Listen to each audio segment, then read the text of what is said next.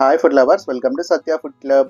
ఈరోజు చాలా టేస్టీగా ఉండే చికెన్ కర్రీని చాలా సింపుల్గా, చాలా తక్కువ టైంలో బ్యాచిలర్స్ అయినా బిగినర్స్ అయినా చాలా ఈజీగా చేసుకునేలాగా చేసి చూపిస్తున్నాను. అది ఎలాగో తెలియాలంటే ఈ వీడియోని మొత్తం స్కిప్ చేయకుండా చూడండి. అలాగే మన ఛానల్ ఫస్ట్ టైం చూస్తున్నారంటే వెంటనే సబ్స్క్రైబ్ బటన్ క్లిక్ చేసి బెల్ ఐకాన్ క్లిక్ చేయండి. నోటిఫికేషన్స్లో అలానే క్లిక్ చేయండి. దానివల్ల నేను చూపించే ప్రతి రెసిపీ మీరు మిస్ అవ్వకుండా చూడొచ్చు. ప్లీజ్ సబ్స్క్రైబ్ చేసుకుని సపోర్ట్ చేయండి. ఇంకా ప్రాసెస్ చూసేద్దాం.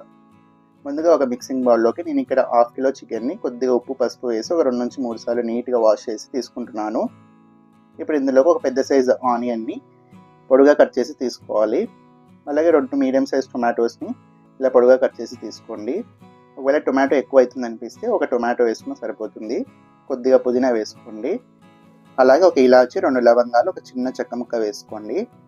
ఇప్పుడు ఇందులోకి ఒక 3 నుంచి 4 పచ్చిమిర్చిని పొడుగా కట్ చేసి వేసుకోండి. 1 టీ స్పూన్ వరకు ఎండు కొబ్బరి పొడి వేసుకోండి. అలాగే ఇందులోకి ఒక 1.5 టీ స్పూన్స్ వరకు కారం వేసుకుంటున్నాను. కొద్దిగా కారం ఎక్కువ తినే వాళ్ళు ఉంటే ఇంకొక హాఫ్ స్పూన్ ఎక్కువ వేసుకోవచ్చు. అలాగే సాల్ట్ వచ్చేసి 1 టీ స్పూన్ వేసుకుంటే సరిపోతుంది. ఒక హాఫ్ టీ స్పూన్ ధనియాల పొడి వేసుకోండి. అలాగే కొత్తిమీర, అల్లం వెల్లుల్లి పేస్ట్ వచ్చేసి ఒక 2 టీ స్పూన్స్ వరకు వేసుకోండి. ఒక 1.5 టీ స్పూన్స్ వరకు పెరుగు వేసుకోండి. ఒక హాఫ్ లెమన్ని ఇలా జ్యూస్ వేసేసేయండి. మనం పెరుగు కూడా వేస్తున్నాం కాబట్టి హాఫ్ లెమన్ అయితే సరిపోతుంది. ఒక 2 టేబుల్ స్పూన్స్ ఆయిల్ వేసేసి ఈ చికెన్ అంతా కూడా బాగా కలిసిపోయేలాగా కలుపుకోవాలి. మనం వేసుకునే కారం, ఉప్పు, మసాలా ఇదంతా కూడా బాగా పట్టేలాగా కలుపుకోవాలి. అలాగే ఇంకా మన ఛానల్ ఎవరైనా సబ్స్క్రైబ్ చేసుకోకపోతే ప్లీజ్ సబ్స్క్రైబ్ చేయండి. అలాగే లైక్ కూడా చేయండి. ఇప్పుడు మూత క్లోజ్ చేసి ఒక 30 to 40 మినిట్స్ పక్కన పెట్టేసేయండి. ఒక 30 to 40 మినిట్స్ తర్వాత ఇలా ఒక ప్రెషర్ కుక్కర్ తీసుకొని మనం మ్యారినేట్ చేసుకున్న చికెన్ అంతా కూడా వేసేసేయండి.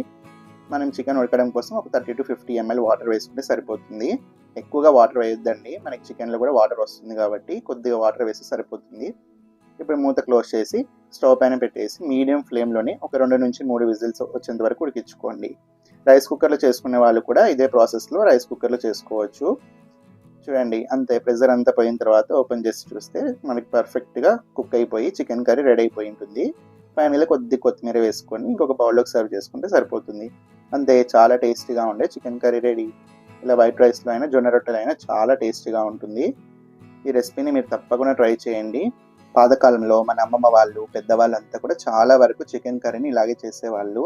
ఒకేసారి మసాలా ఇవన్నీ కలిపేసి బాగా మ్యారినేట్ చేసి చేసుకుంటే టేస్ట్ చాలా బాగుంటుంది. ఒక హాఫ్ అన్ అవర్ అన్నా మ్యారినేట్ చేసుకోవాలి. టేస్ట్ అయితే చాలా చాలా బాగుంటుంది. తప్పకుండా ట్రై చేయండి. మీకు ఈ రెసిపీ నచ్చిందని అనుకుంటున్నాను. నచ్చినట్టయితే ఈ వీడియోని తప్పకుండా లైక్ చేసి మీ ఇంట్లో ట్రై చేసి ఎలా వచ్చిందో కూడా తప్పకుండా కామెంట్ చేయండి. అలాగే ఇలాంటి మరెన్నో టేస్టీ రెసిపీస్ కోసం పక్కన ఉన్న సబ్స్క్రైబ్ బటన్ క్లిక్ చేసి బెల్ ఐకాన్ క్లిక్ చేయండి. నోటిఫికేషన్స్లో ఆల్ని క్లిక్ చేయండి. దానివల్ల నేను చూపించే ప్రతి రెసిపీ మీరు మిస్ అవ్వకుండా చూడొచ్చు. చాలా మంది మన వీడియోస్ చూస్తున్నారు కానీ సబ్స్క్రైబ్ చేసుకోవడం మర్చిపోతున్నారు. ప్లీజ్ ఫ్రెండ్స్, సబ్స్క్రైబ్ చేసుకుని సపోర్ట్ చేయండి. ఇంకా మీకు ఏ రెసిపీస్ కావాలో కూడా తప్పకుండా కామెంట్ చేయండి. ఈ వీడియోని మీ ఫ్రెండ్స్ అండ్ రిలేటివ్స్ కూడా షేర్ చేయండి. Thanks for watching.